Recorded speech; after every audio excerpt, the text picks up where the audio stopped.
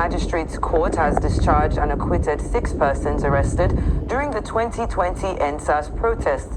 The defendants pleaded guilty to a count of breach of public peace filed by the Lagos State government. They are Daniel Joimbo, 31, Adigun Sodiq, 28, Kehinde Shola, 32, Salaudeen Kamilu, 29, Sodiq Hussaini, 33, and Aziz Isiaka, 34. Bola Oshunsomi, the magistrates discharged and acquitted the defendants on Thursday after their plea bargain application.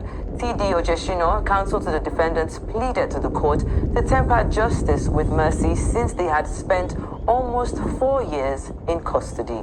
Wow. I mean, first off, they said that there were no NSAS protesters behind bars, and now we see this. And it just makes me think about the other protesters who are most likely still behind bars. I'm very happy for them. But 4 years is a long time. Guess what their crime was? Offense of conduct likely to cause a breach of peace. The maximum sentence for this is 3 months imprisonment or an option of fine of 15,000 naira. Yet this 4 gentlemen spent 4 years. That is about 4 times for 16 months, more than 16 times their length of sentencing, even if which they pleaded guilty to after all the charges that had brought upon them. It just shows how the Nigerian justice system, unfortunately, is an injustice to people in Nigeria. And that's why, we talk about this distrust, we talk about the fact that the people who should be behind bars are walking free, are running away from the law like fugitives, and yet people who have done a petty crime. What's that song by African China? Come away, steal money, you go say crime better. People that petty crime, and then these are just 4 men out of a lot of others who have been awaiting trial for petty crimes. And then we have people. So it's just sad to understand, and I'm hoping this is one of the legacies, that this will be one of the legacies of the incoming Chief Justice of Nigeria, Justice Kudirat Kekereekun. They've talked about the fact that they want to take forward the recommendations from the National Justice Summit that was held earlier this year, part of which is shorter wait time for people, for trial cases. It is unfair. Imagine the amount of time that they lost. The report said that some of them are breadwinners of their family.